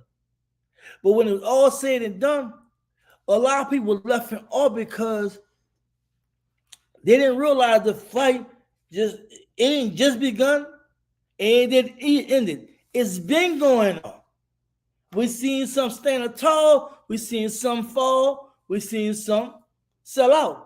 But in the day, we gotta keep fighting. So let's start by support Otho and people like Otho, because we don't have a lot in our community. We don't have a lot of us standing up. We have a lot of us that's willing to take them chances. And we see somebody take a chance like that, we gotta definitely give praise the Most High and support this brother. Absolutely, absolutely, my brother and sister. You know, as I mentioned before, and we've been mentioning, our brother, he stood for righteousness. He was out there for the people. He was there for the people, you know. And so often when I talk and when I speak with Brother Ozone, when I tell him the update, I share the update with him as to how far, you know, we've donated. Again, he's so grateful. And I'm sitting up here telling him, well, wow, if Kyle Rittenhouse can get millions within weeks or months or whatnot, you should be at 2 million, but he's grateful. Every time I speak to him, he's like, well, sis, right now, the appellate attorneys, which is the attorneys that's taking the appeal, he said, I've already signed off on the paperwork. We ready to go. When are we going to be ready to go? This man has the appeal attorneys, and these attorneys are willing to take this on a payment plan. I've never in my life dealt with any attorneys that took any case of my own on a payment plan. So if we can continue to strive for bringing our brother home. Yeah, sister, I definitely agree. And to piggyback off what you said regarding the payment plan, any attorney that's worth their weight will only take a case if they know that they can win. That's most attorneys. So for these individual attorneys to take this case, they know that, number one, Otha was innocent and should not be facing 30 years on these charges, right? So they have more faith and confidence in our brother than we do. And that's very, very telling for us as a community. That goes back to what I said before. We don't trust each other enough to love each other enough. And this should be the case where we start showing that we do love each other and we will support each other, just like Sister Didi said, for righteousness' sake. Stand up for righteousness in a time when it's needed. These white folks are showing out right now. And we're sitting back and allowing them to do this to our brother. They're literally about to trying to pass a law in response to what he did, basically saying this ninja or any other ninja that comes after him will definitely pay the very next time they stand up for self-defense and take one of us out. That's basically what that law is saying. And if we don't support this brother and see his case go through to fruition through the appeals courts and get a new trial and set case precedent, we're going to continue to see state after state after state pass such legislations where your civil rights will be violated and you will have no recourse as far as self-defense against unlawful arrests and detainments. That's where it's at. That's what this is about. This is bigger than Otha Wallace. It's about setting case precedent. Like I said, we are Otha. This could have happened to any one of us who was online, doing lives such as this, or talking on social media such as this, from the time 2020 up until now. They've been watching us. So I say this could have happened to any one of us. And I would hope and pray that you guys would be here for a co-team. And that's why I'm here for Otha, because I know that just like he's donated to other people's causes when they were in legal trouble, we all should be helping him just the same. Just the same. Right.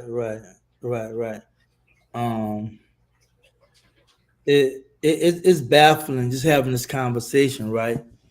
And as I listened to Sister Didi and what she was talking about, right, about Rittenhouse and how he raised all that money, and how we haven't been able to do that, right? And I think largely because there's division with different groups in our community that prevent us from supporting each other, because we support this one over that one as opposed to supporting righteousness.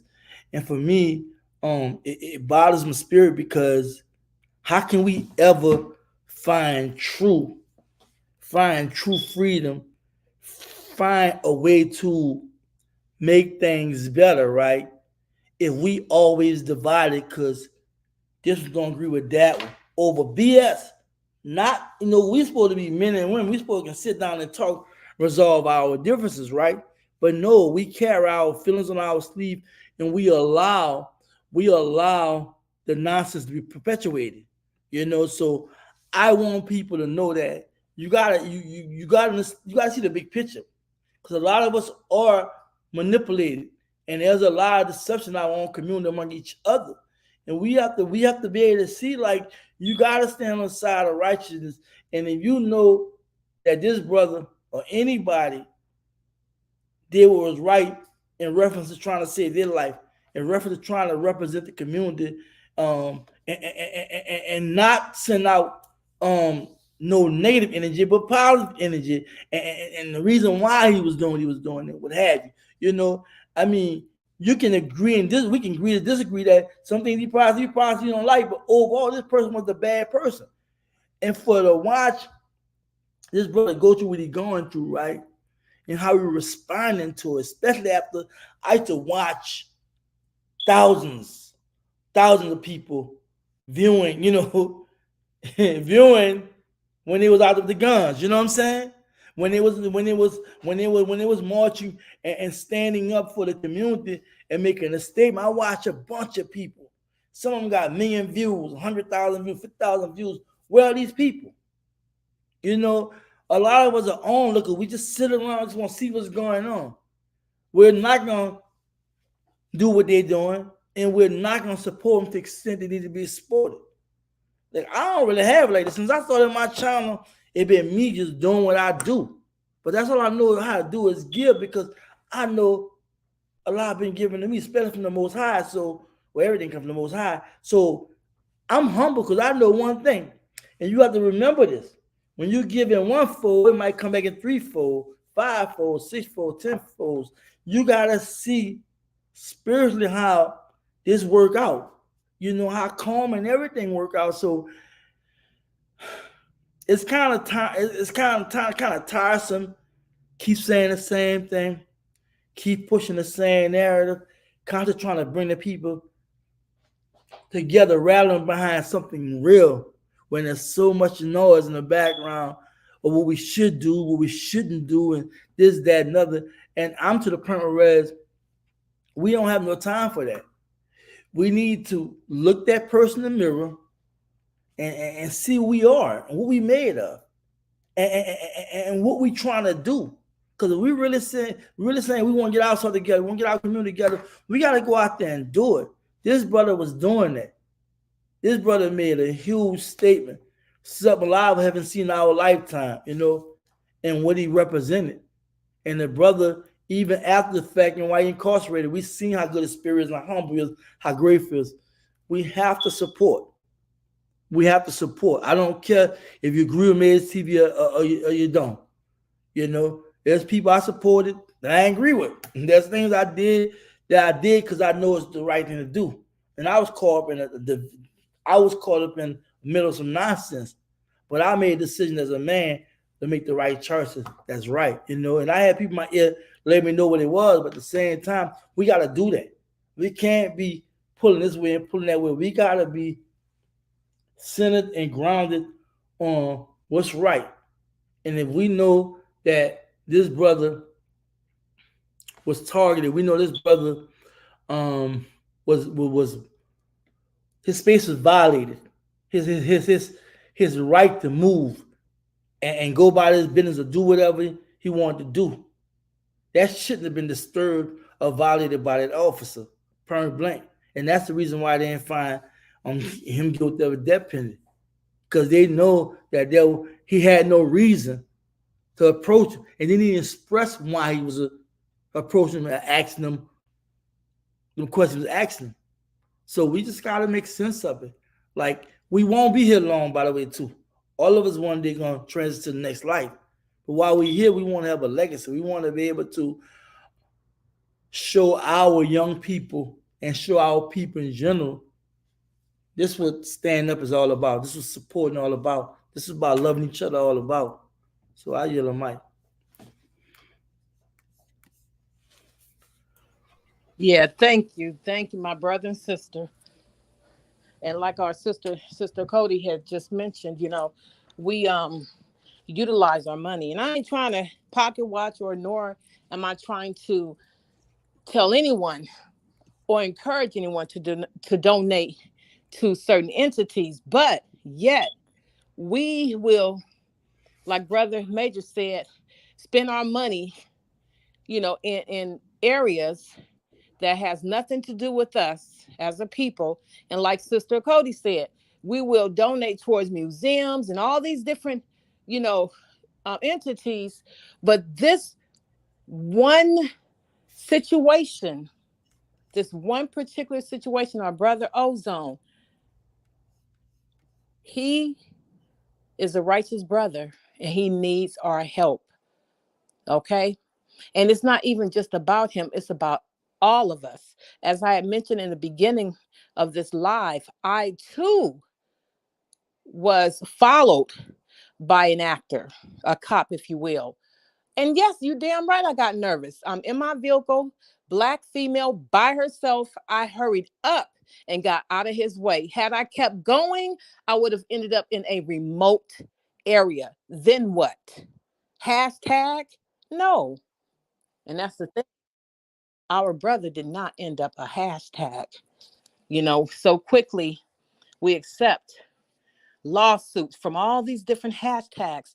What about helping a brother of ours who did not become a hashtag? And I'm not settling for, oh, well, he didn't get the death penalty. He got 30 years. Nah. 30 years, man, please. Okay. Thank you. Look how long we talked about the Cat Williams interview on Club Shay Shay. Look how many times that video was shared. Why nobody is talking about Otho and he's going to an appeal? Everybody jumped on the bandwagon when they actually seen the trial going down live.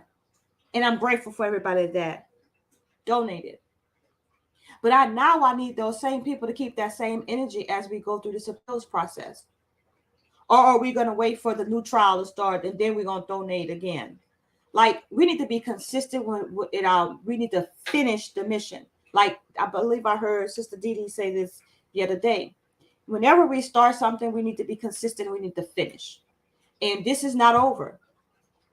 Just because he's the judge gave him 30 years, we shouldn't say, okay, well, he got 30 years. At least he didn't get the death penalty. It's time to move on. No, this needs to be consistently talked about so that those of us who can donate, when we can donate, he will be on the forefront of our mind when we're thinking about somebody other than ourselves or somebody other than our immediate family members. It's time for us to get out of that mindset that it's all about just me and mine. What about us? We can't be hypocritical and say that we want unity, and at the same time, when it's time to come together, such as a grave matter such as this, we're talking about 30 years of this young man's life. When he get out, his kids will be grown. To put things in perspective, those 3 little ones that you see in that picture right now, in 30 years, they will be grown. And you're going to miss all that.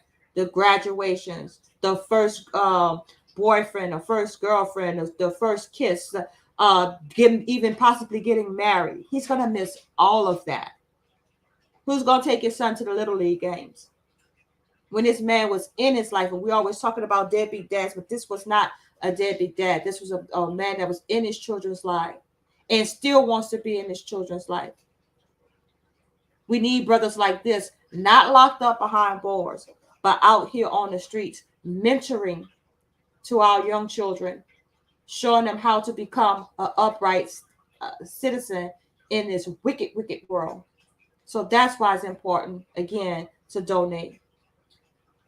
They got 12 people in the chat.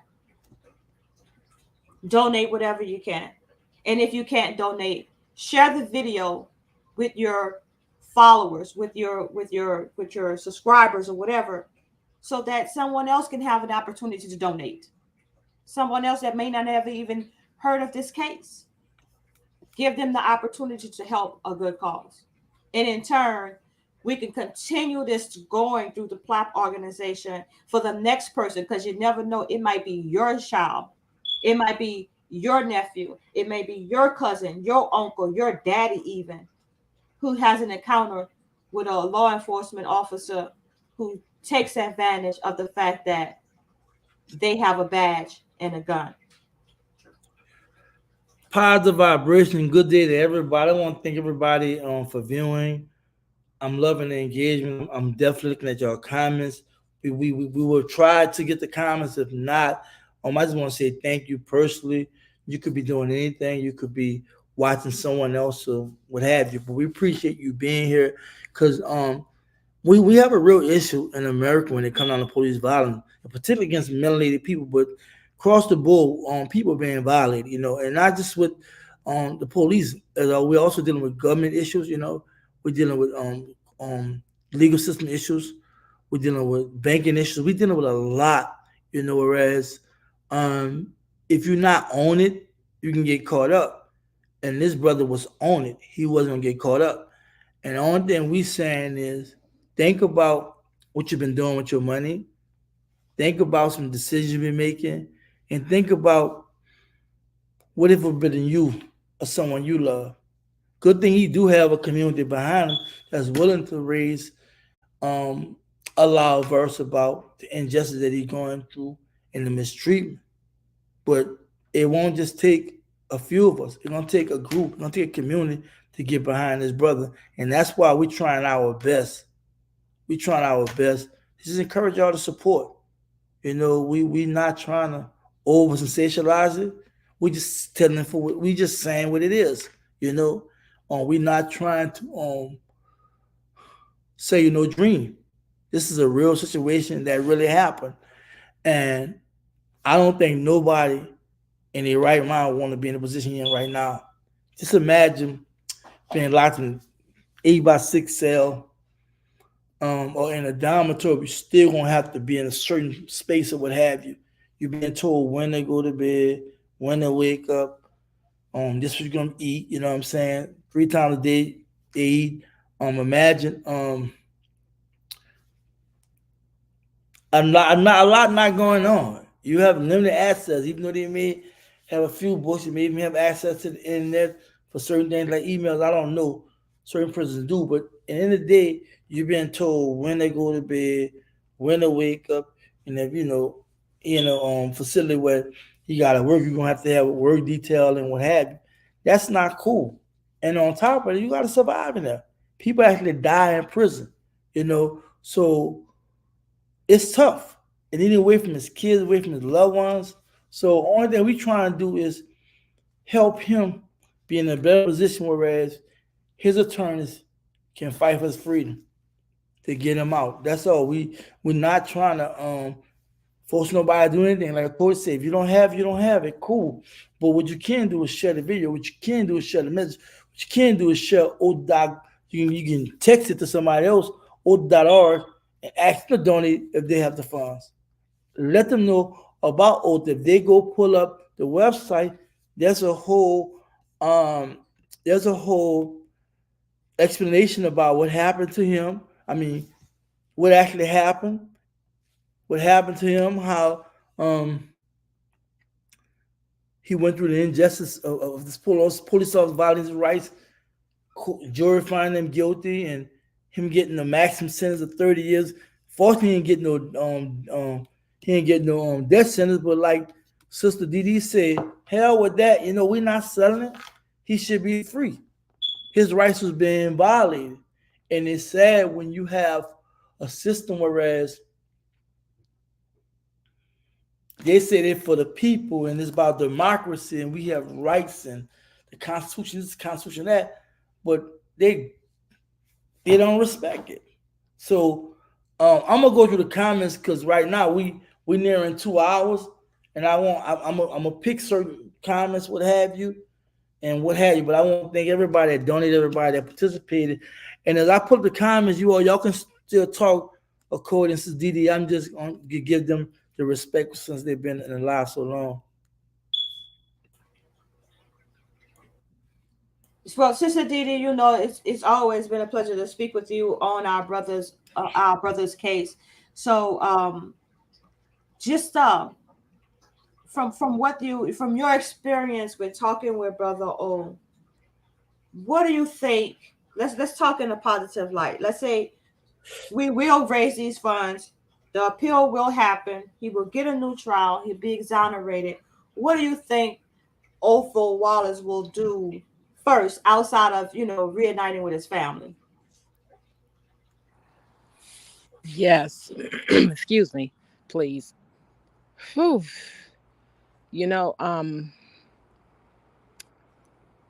Holding tears back, okay? Holding tears back.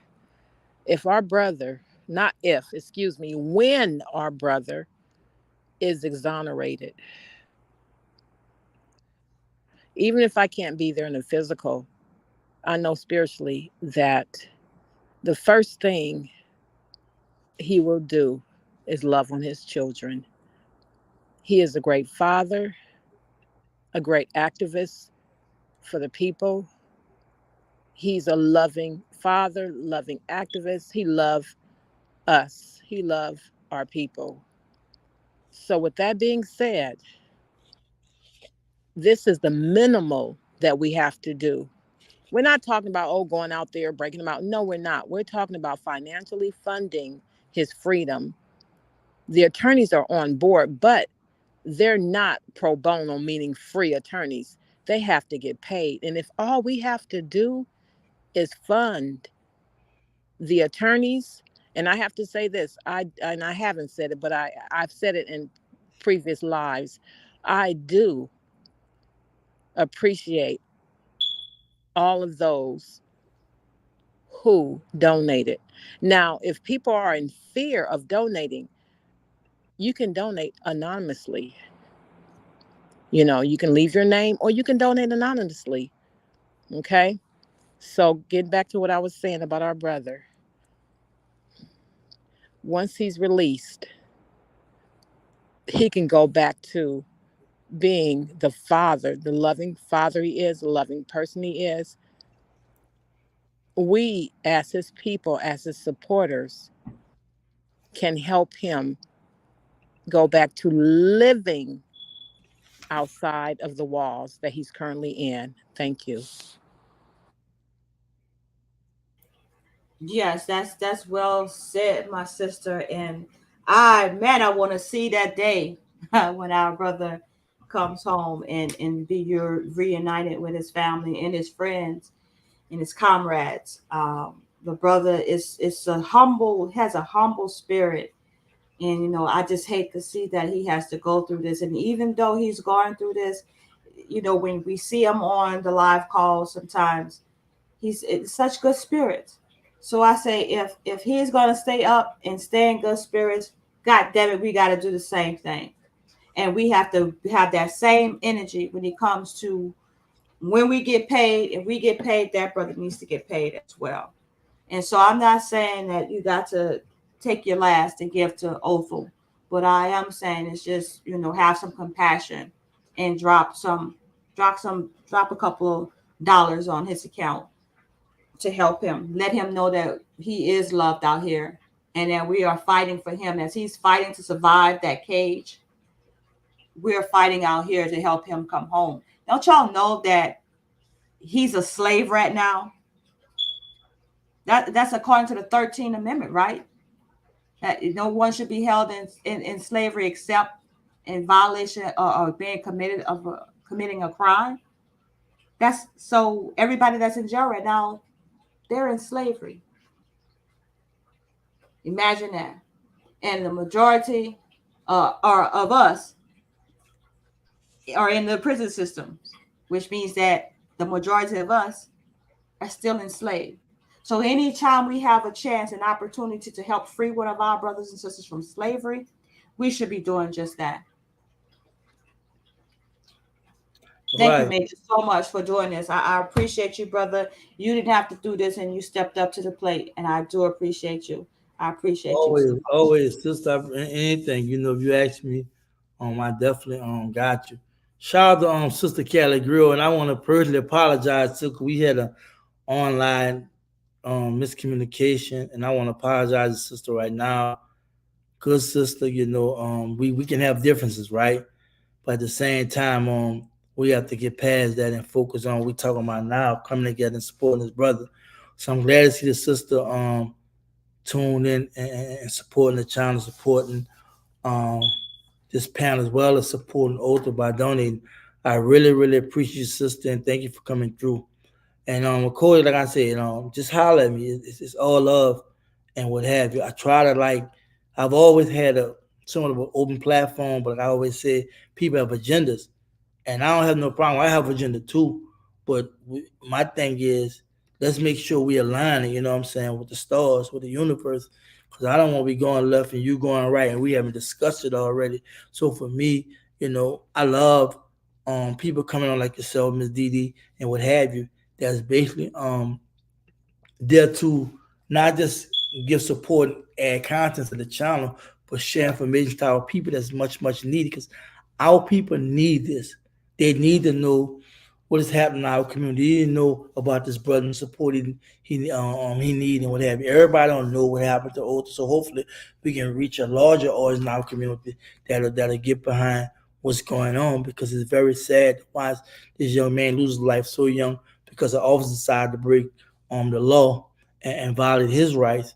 And when he decided to stand up, he get the worst in the stick. And now they won't come down on the brother. Now they're trying to create a law in Florida, eliminate my brother even trying to speak up and stop the nonsense, right? So, I mean, it's all love. So whenever you need to come on here and share information or do your thing, just let me know.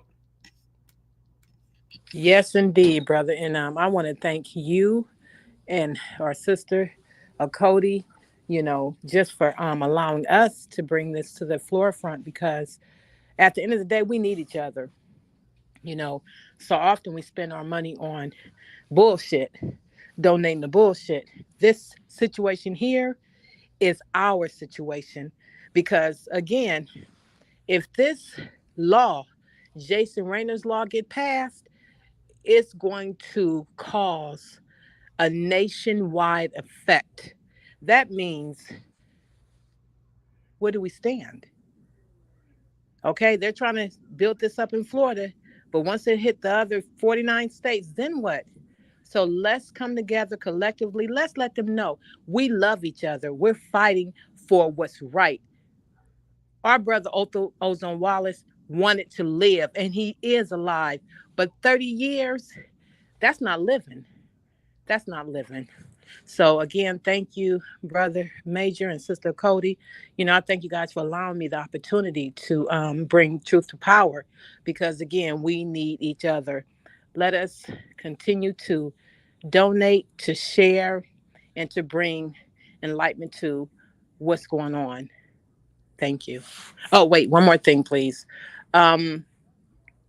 If once you share this video, I'm hoping and I'm praying. Well, I'm not hoping. I'm tired of hoping. I'm praying that, and I'm believing that other platforms, which with greater followers, will not just speak on this, but will open their platform to continue to donate.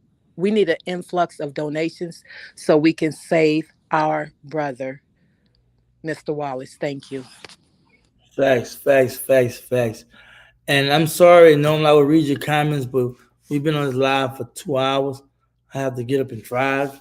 So I try my best to just work with what we have in reference to time and just get the information out because right now this brother need help. He need help now.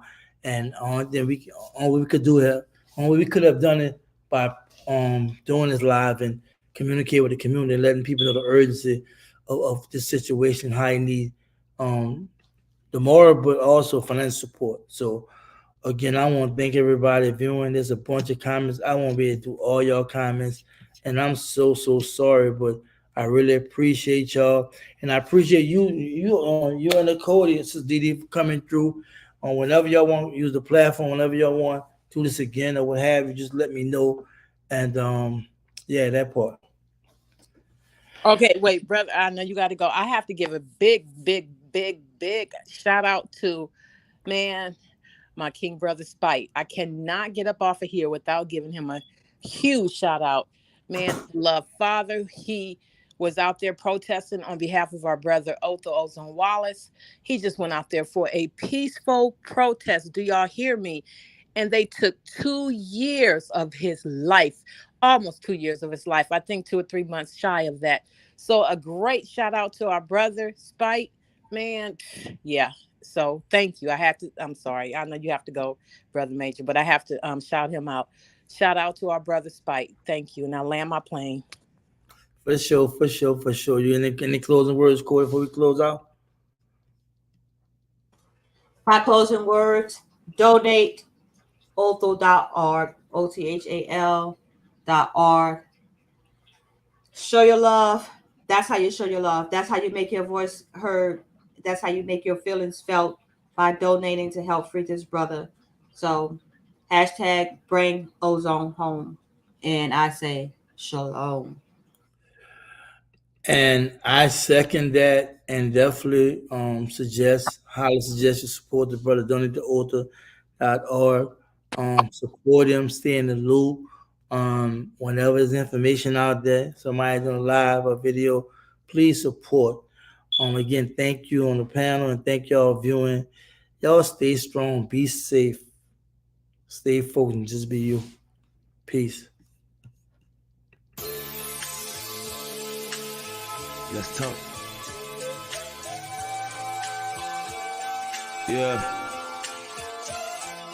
Doing it from the heart, that's the only way of doing it. Giving them food for thought, cause these Jews are real jewelry. Remember, we used to march for peace. The days Dr. King, remember, we would walk the streets showing our unity. Yeah, strength in numbers, we need more talk among us. We need to show more love and be more supportive. Product of my environment, something wrong with the soil. Soldier with no platoon, cause every day it's a war. Doing it from the heart, cause that's the only way of doing it. Giving them food for thought, cause these Jews are real jewelry. Remember, we used to march for peace. The days Dr. King, remember, we would walk the streets showing our unity. Doing it from the heart, cause that's the only way of doing it. Giving them food for thought, cause these Jews are real jewelry. Remember, we used to march for peace. The days Dr. King, remember, we would walk the streets showing our unity. Let's talk.